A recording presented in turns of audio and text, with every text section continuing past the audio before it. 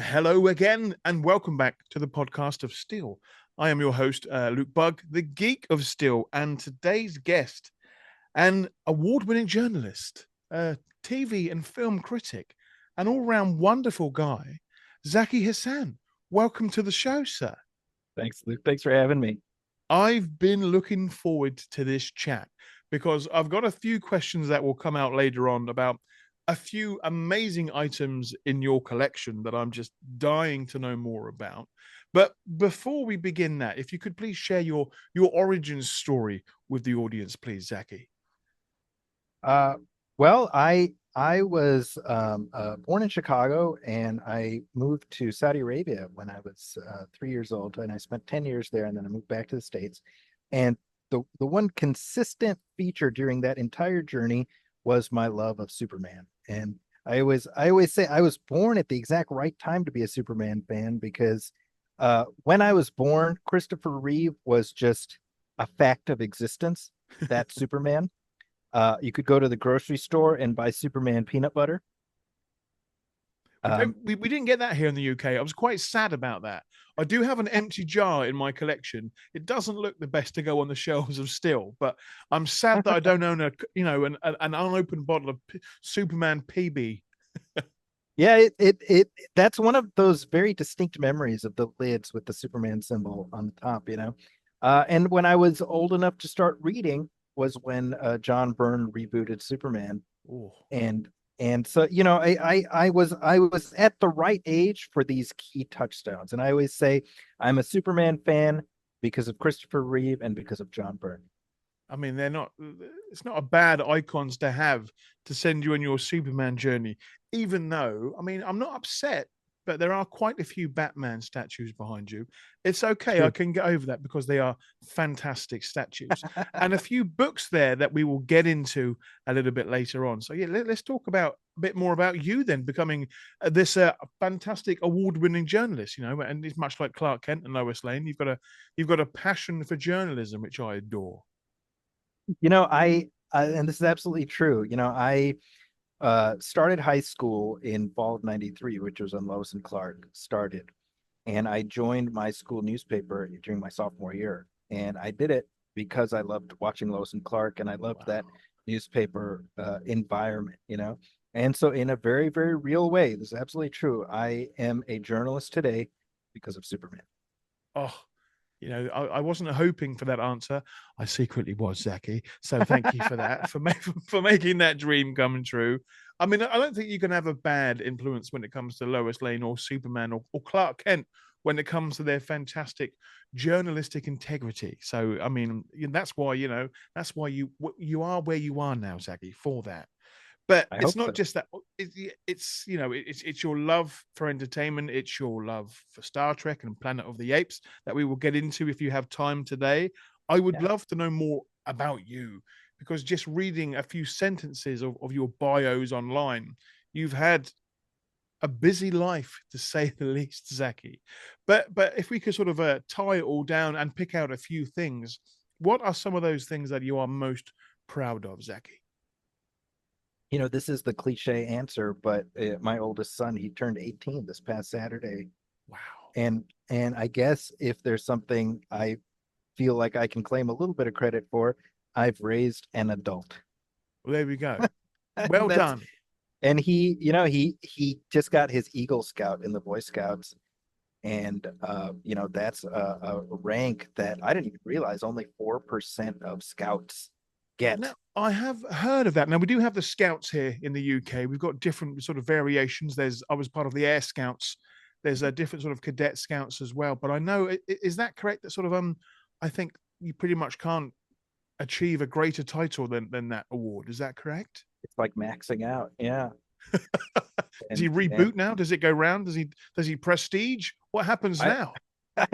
I think the idea is okay. You've been through the program, you've reached the terminal achievement, and now we sort of, the scouts say, hey, we've given you everything we can. Now it's up to you, to Wow. sort of be a decent person.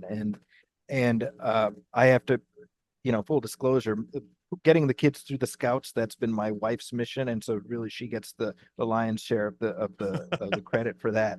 We'll give her that. I Very mean, yeah, you can still add that to your resume, though. I think you need to change a few bios online, at least 50%. But no, that is a fantastic accolade to have. So well done to your son and to you and the wife. Well done there for that's a big deal.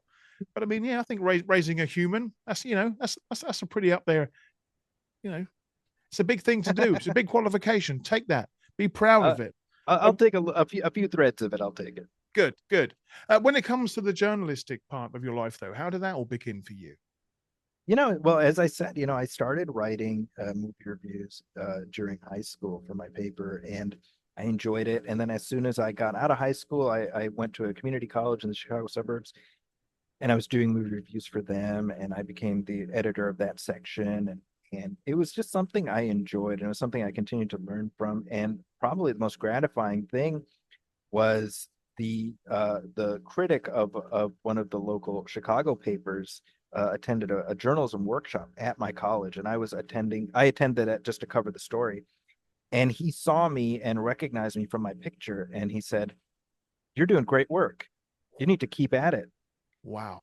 And you talk about, and that was 25 years ago at this point, and you talk about something that's like, okay, oh, am I on camera? Right? Is this a hidden camera show? I'm being Uh, punked. Is this real? yeah, and so that was definitely something where even after I stopped working for that paper, I created a web space and I would do reviews there. And it's just something that I've been very, very fortunate. I want to emphasize, I believe I'm okay at what I do, but I also believe that a lot of people have looked out for me, and that's So I've had situations where somebody who knows me is like, oh, I need somebody, anybody who can do a review? Oh, I know a guy, and I get roped in there, and then that leads to this other thing and leads to this other thing until I get to write for the San Francisco Chronicle, and I'm getting recognized with awards, and I mean truly, and I promise, is not fake humility. I've been very, very fortunate, and that's just the truth. Well, that's good. But I mean, I am that great believer in the harder you work, the luckier you get, Zaki. So I mean, I know you've put in the mileage to be where you are today. When it comes to your review history, what's been one of the hardest films you've had to review? Oh wow, that's a great question. Hardest in terms of having to like trying to sum up my reaction. Yes. Yeah, that's a tough one. I would say it's off the top of my head, it's hard to think of a single film like that, but I would say in a more broad sense, the raves and the pans are the easiest Mm. because you've had this visceral reaction. Oh, I love this. I can't wait to tell everybody about it. Oh man, I hated this. I can't wait to tell everybody about it. It's the tweeners that are tough Good way of putting it. because Yes. right, because you're trying like it's the how do you how do you spend 700 words saying you know that being said, I wrote a negative review for Batman versus Superman 8 years ago, and I Okay. still take ungodly amounts of crap for that. Yeah. So that one has had a longer tail than I would have expected. Which version of the film did you review? Was it the sort of It the was original cut or the theatrical cut, yeah. yeah? And I will say, by the way, I haven't revisited that movie a ton, but I would say overall, I was probably too harsh on that movie Okay. because I right before the Snyder cut of Justice League came out, I watched Man of Steel and I watched the extended cut of BPS and the Snyder's Justice League. I was like, no, this is good. This is a good trilogy. I mean, it's And one of those, it's one of those bumpy roads that you can venture down. You can mention yeah, certain words online, and it's almost like Beetlejuice. Something might happen, or somebody might come out of the woodwork to share their opinions of it. But I mean, I think we can all find sort of good and bad parts about films. I've always tried to be as positive as I can with films, which yeah, which isn't always easy. There are some films out there that, as you said, are absolute stinkers. No matter how you sort of you can't find the good in some. We try and keep this podcast nice and positive, Zaki. But what films for you out there in the past you would never want to watch again, but maybe want to watch again just for the comedic value of how bad that film was. Oh man. Well, I'm fortunate because on my podcast we do commentary tracks, and so oftentimes we, and I want to be clear, we don't select movies just to dunk on them. That's not Okay, our good. approach. That's But nice. because I feel like there's a lot of podcasts that do that. Some of them are very good at it. I'm not a believer in that. But I uh oftentimes we will get requests. Oh, can you do this? And it's a movie that I'm like, I don't know. All right, and I go in with the mentality of, well, we're gonna have some fun with this, but hopefully we can have a uplifting conversation and have a, and so we've ended up having, just this past week we did Street Fighter on our show, which is the, the Van Damme Wow. movie from 30 Yes. years ago. And again, this is one of those, I mean, it's not a good movie, but it is fascinating in its own way, and it allows for these interesting conversations. I mean, there are some fun elements there too. I think I want to say Kylie Minogue's in that film. She is. That's right. Yeah, I mean that's sort of like pop icon of many a year that is still going strong to this day. I can remember that part, but I think you can't go wrong with a Van Damme film. But I mean, put him in Street Fighter, which is a film, and a game franchise that's always going to be popular. I'm sure there's still more talks about that being remade time and time again, but I suspect, yeah.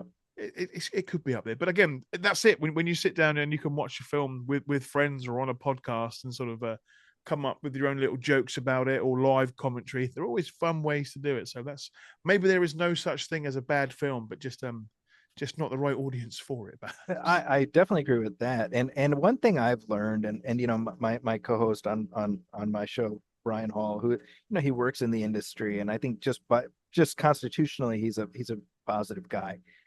What we end up doing, even a film that again that is not great, we end up workshopping it as we're going, and we're Mm. like, well, maybe if they did this instead, and I found those conversations so uplifting and incisive, and I get different perspectives, and so off the top of my head, Indiana Jones and the Kingdom of the Crystal Skull, which again, it's you know Yeah.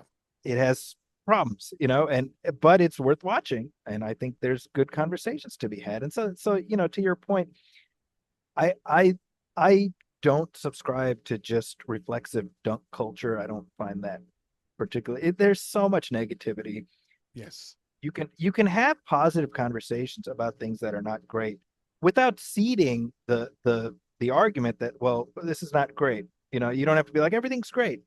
No, there's things that are not good, but Yeah. you can have a That's there. positive conversation. And that's it. I think you could have that conversation with a few of the Superman films without mentioning too many bombs. We can talk about Quest for Peace. There Sure. are certain elements of that film that were big hits and some misses. But I mean, I Yep. think people are going back now and watching these films again, and sometimes watch them in a bit of a different light. Yeah. They forget about these films and sort of sometimes the bad taste that they may leave in their mouth. But there's I always well, some good to be and if I found. may, Of sorry, course. a key part of my origin story I neglected is the very first movie I saw in theaters was Superman 3. Wow. See, that's not a bad one. Yeah, and See? and I so honestly, I will always view that movie through the gauzy lens of a 4-year-old or 5-year-old, however old I was, uh, and I will squint past the problems that movie has, because I remember what it was like to be a little kid and Yes. watch Superman fighting Clark Kent and just having, just being blown out of my seat. I would love to see that particular Superman film on the big screen. The only sort of Christopher Reeve film that I have seen is Superman 78, and I've seen that a couple of times now. That it's something that always sort of eluded me. I was always going to be sort of out of town, or I was too far away from the cinema. And the first time I got to see Superman 78 on the big screen was in the Royal Albert Hall in London with a Oh, nice. live orchestra. So I was truly spoilt the first time I got to see that film. And but even seeing it again, it's still got those magic elements that bring those goosebumps back. But yeah, Absolutely. the first film in the cinema being a Superman film, again, no, I think you're quite right. You are a lucky man. You're not a hard worker. You are, in fact, blessed with the I've good been luck, Zaki. very lucky. Fantastic. So we've got the Batman there behind you. Let's talk a bit about your love for Batman as well. We can't Yeah. ignore the big guy. When did that start for you?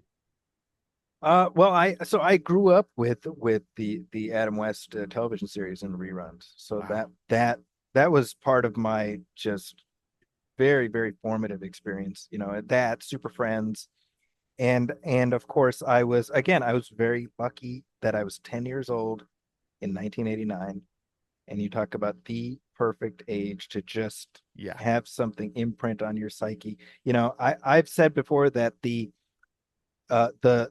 logo from the 89 movie, not the symbol, but the logo that Mm. says Batman, I just see that and it makes me feel, it makes me float a little bit. Wow. uh very formative movie for me, and for I always say, look, Superman is number one for me always, but Batman is very close second. And I'm there's folks who are like really hardcore one side or the other. I'm like, no, they're friends. They Yeah, are friends with each other, so therefore we can like them both. That's the yeah, lesson. yeah. Anyway, that's the end of the podcast, Jackie. Thanks so much for being a guest today. See you later. No, I'm joking. We can all like different things. That's what I love about this, though, is that you know you are going to get those diehard Superman, Batman, or DC and Marvel fans, or even Street Fighter and Mortal Kombat fans. They're out Absolutely, there, and that's they what I are. love about sometimes heated debates that don't often go too far into the realms of name calling or insulting, which can Right. quite easily happen online, as I'm sure you've seen over the years. This isn't your first rodeo, same as it's not mine. We've seen these Superman films and Batman films come and go. There's talk about superhero fatigue. That's something that's not a new term. That's been thrown about over the years as well. But we've got James Gunn's Superman film coming out this year, a few months away. What are your thoughts on that one, Zaki?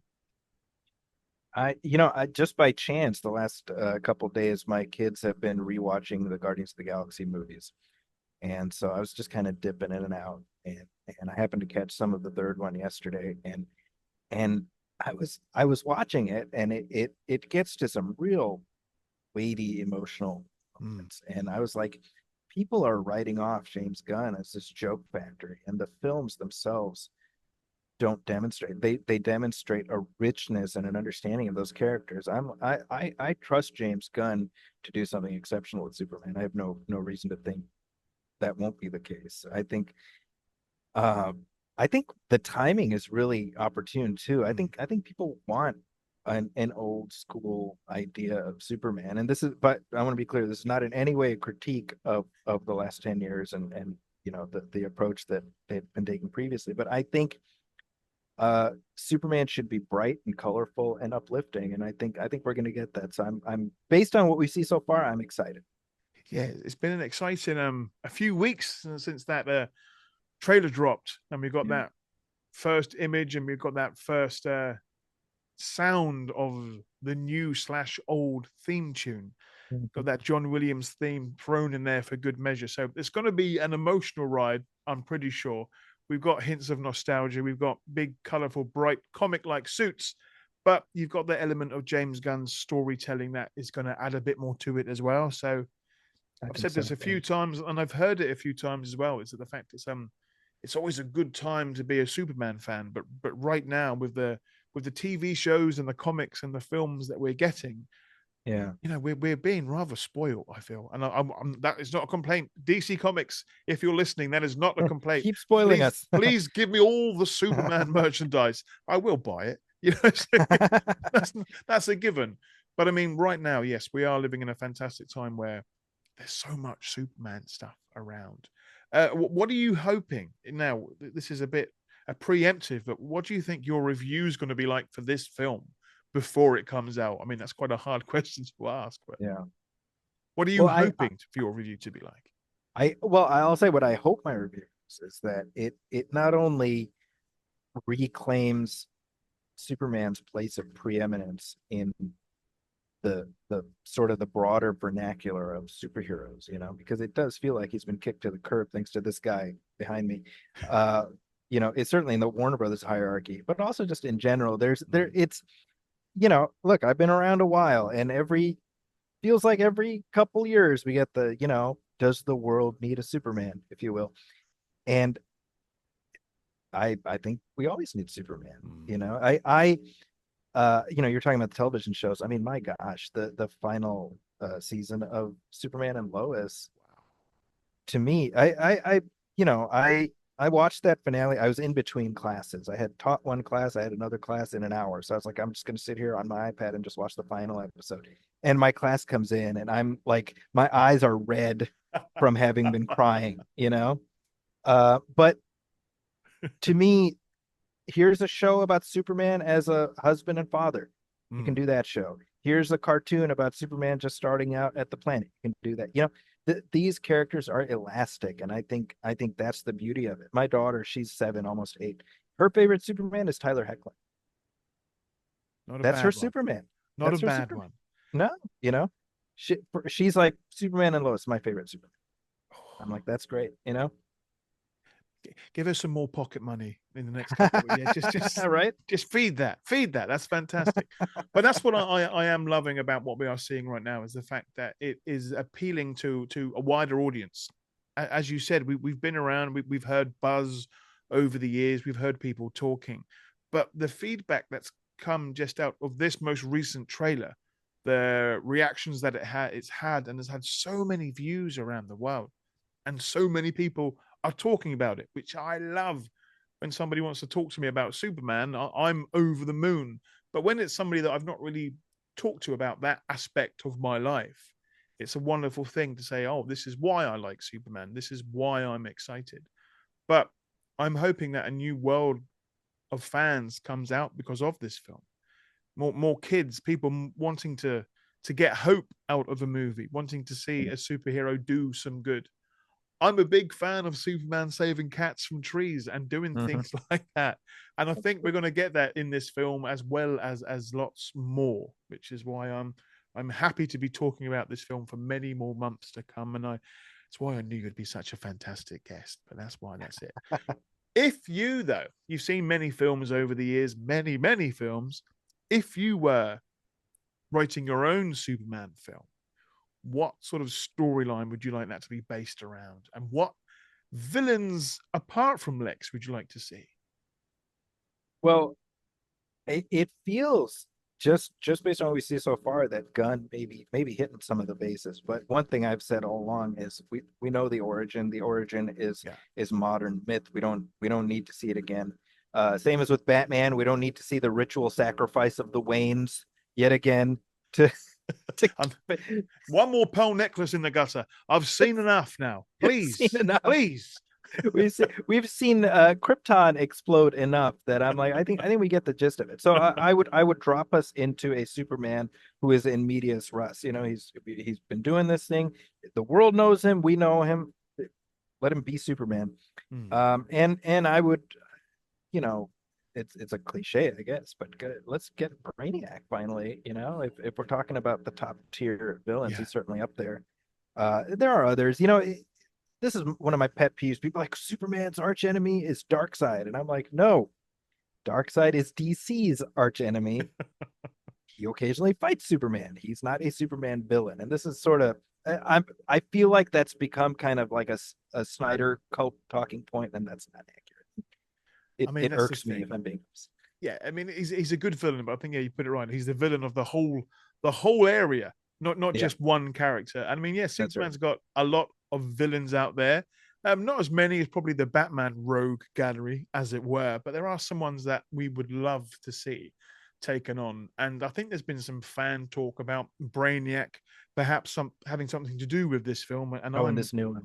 I'm all for that. But what I've seen of Nicholas Holt as Lex Luthor so far, I'm very, very excited to see. I've been a fan of Nicholas's work since About a Boy.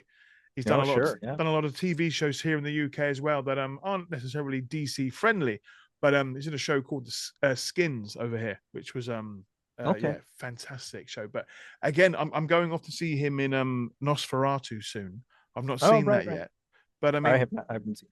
but as villains go, I've I'm always happy to see Lex in his tower looking out Yeah. across Metropolis, and to have Superman just flying outside and letting Lex know that he's there. And I think we're going to Yeah. get that in this film. I'm looking forward to that relationship a bit more than I am than Lois is, I think. But I mean, Hmm. I'm a big Lois fan too. She's been there since day one, just like Superman. But yeah, it's going to be an exciting year for Superman, and I'm looking forward to chatting with you more after that when the film comes out, because Oh, I'm looking forward to it too. I know you're a comic fan, but not just any comic fan. This is something that I've been itching to know more about.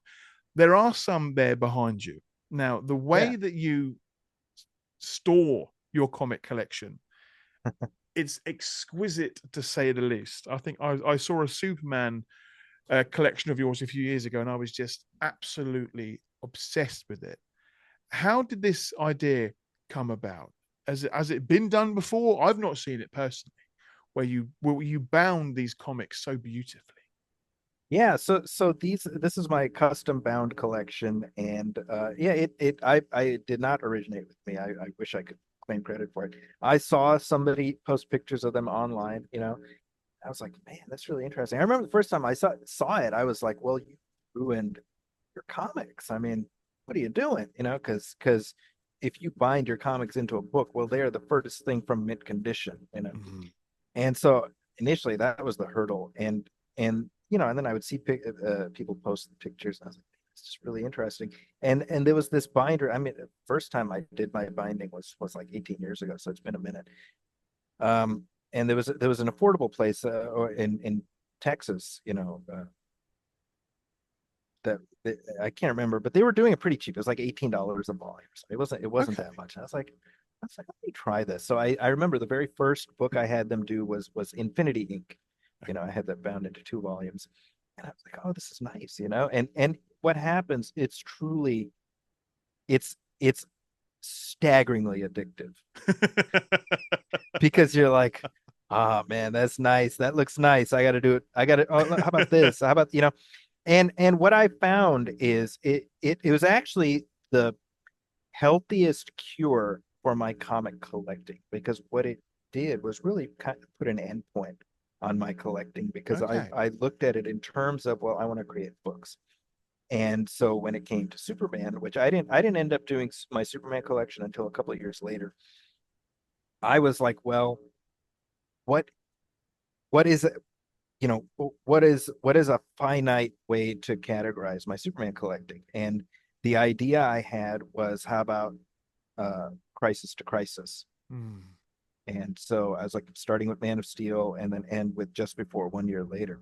And then just completely by chance, I had that idea, and my friend Michael Bailey, who I've become friends with since, he and Jeffrey Taylor started the podcast From Crisis to Crisis, which, again, I had the thought in my mind, and then they obviously, you know, great minds, etc. They came up with that idea. And at that point, I was like, what the hell? I'm going to do this, you know? So I had the idea before they started the show. I executed after they started the show. And it was a great way of interfacing with my collection, because what you do is you get all the books out, you place them in a binding sequence, which for Superman, the majority of that run, that era is the triangles, so Mm. that's easy. But you have to find, okay, what are the tie-ins, and what are the one shots, and how does this crossover? Do I need this whole crossover? All that stuff, and it makes it an active process. And what I did was, I did this with most of my DC books. I would remove back covers. I would remove ads, because for most DC books during that era, ads were double-sided. Yeah. So that's like, you know, you're you're reducing thickness, you know. And it ended up being, you know, my Superman collection. I think it's like 28 volumes. Oh. And it's, again, it starts with Man of Steel #1. It ends with the final issue of Adventures of Superman. Wow. And for me, the great thing about that was, again, it put an endpoint where I'm like, well, I don't need to go past this, right? Mm. You know, because I hung around the Superman books pretty steadily until New 52, and then I just dropped out. Okay. And not for dislike or anything, but I was just like, you know, I don't have time, etc. And I'm also like, you know, I got like 30 volumes of Superman. If I ever want to read Superman, I got it. So I did, and so in addition to that, I bound the Smallville season 11 comic. I bound the Connell Superboy run. I've done that. Superman Adventures. I've done a few, so I got a decent chunk of Superman. Again, for me, it's like I've got my Superman if I ever want to read it. That's it. And you can go to those ones and pull out a great big book, sit Yeah. down. I'd like to see you in a rocking chair in front of an open fire, nice little silk, maybe smoking jacket on, just sitting Oh, you back. know it. He's got the silk slippers on. He's ready to go.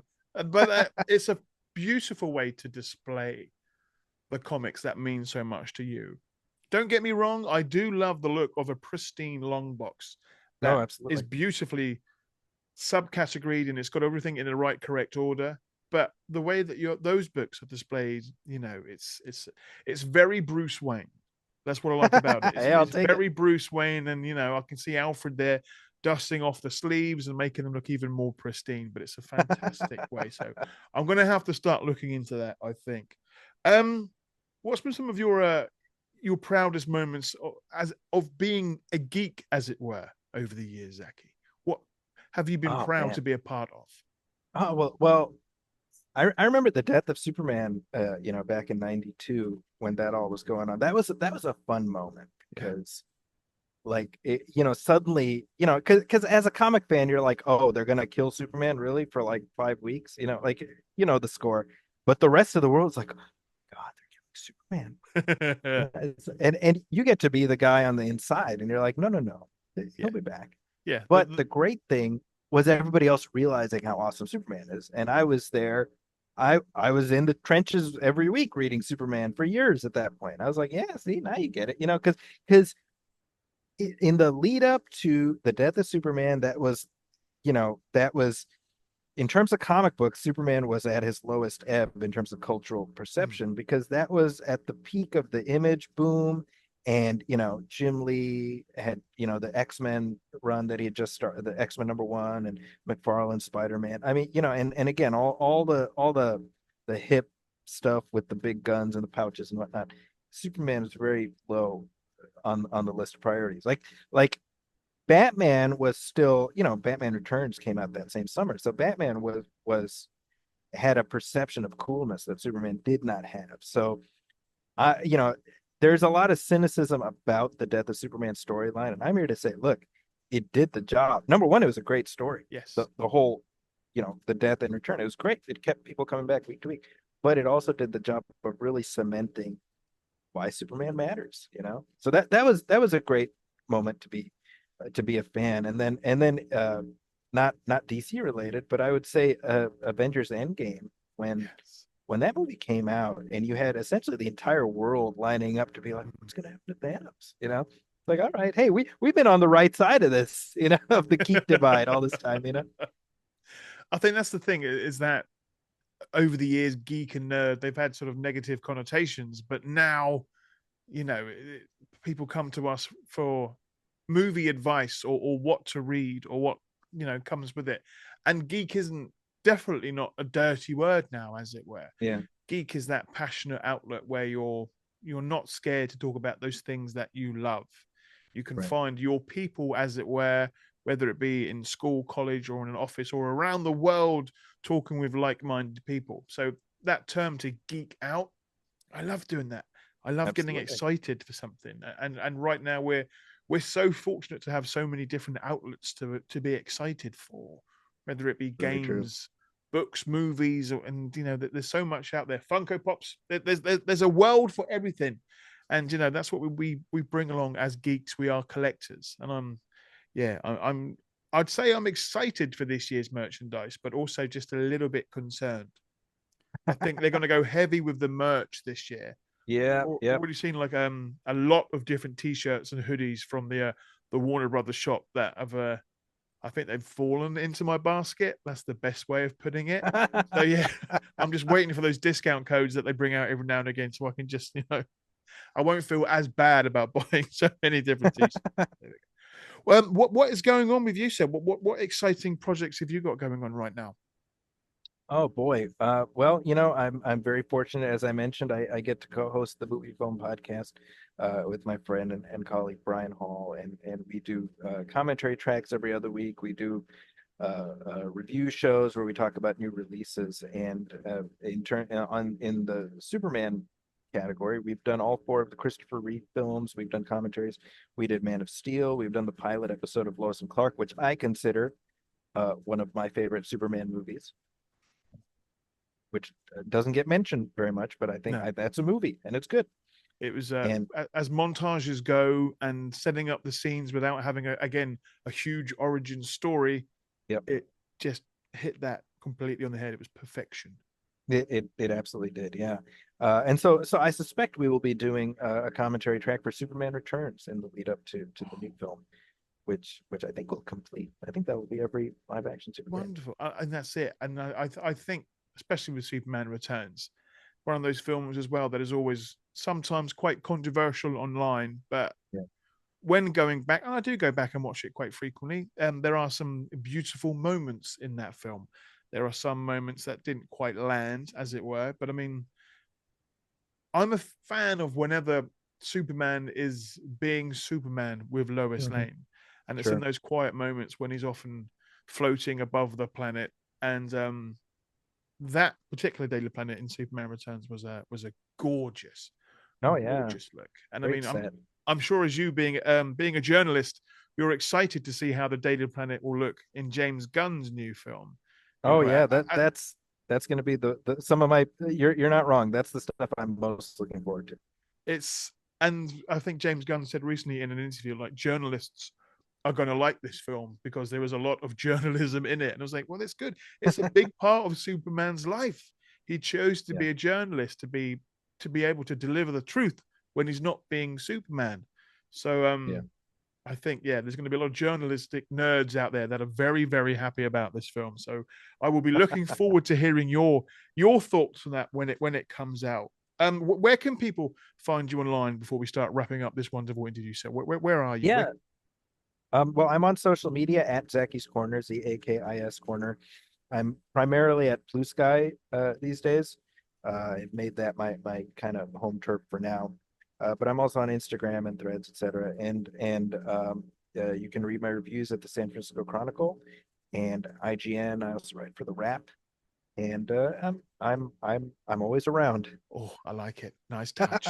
I like that. All the links will be in this podcast for you, Zaki, as well. And finally, a question that I simply adore asking people. It's one that I've asked for many people over the years, and there is not a wrong answer to this question. But Zaki, what does Superman mean to you? Superman is peace, and that's it's funny that you asked this because within the last 2 weeks, I was in my little cave working, and my wife came in. She was kind of hanging out. She looked at my Superman wall, which is just off camera here, and she goes, "Why do you like Superman?" Now, bear in mind, we've been married for 20 plus years, so I'm like, "Well, I'm glad you got around to asking me that now." But what I said to her, I was like, his superpower is peace. That's he has the ability to do anything you can think of, and what does he do? He helps people. Hmm. That's and you mentioned him being a journalist. He helps people even when he's not being Superman. And to me, that's always been the lesson is whatever gifts you have, we all have our things we can do. We can use those gifts to help other people and make a positive difference in people's life. That's always what Superman has meant to me. And that's why he'll always be my favorite. Wonderful. Now, we've just got to work on that shelf behind you, Zaki. If we could film that one more time, word for word, we'll get some statues in. We'll put some more Superman merch behind you. I know next time we talk, I gotta situate us so that you see my Superman wall, which is which Perfect. is quite a bit more voluminous. Literally like I got Superman merch like right off camera here, and it's It's fun. I'll let you off because that answer was beautiful. As I said, there is no wrong answer to that, but that was just truly superb. Well, I'm looking forward to seeing your reviews for more films this year, but definitely for James Gunn's Superman film. I'm looking forward to seeing what your thoughts are on that. And we'll get you back on the show talking about that as well soon, Zaki. So I thank would you. love that. Oh, I can't wait. As I said, I love talking about Superman and hearing people's thoughts about him as well. And I know you're going to have some fantastic opinions. So I look forward to that. Thank you. Zaki, thank you so much for your time, and we will speak very soon. Thanks, Luke.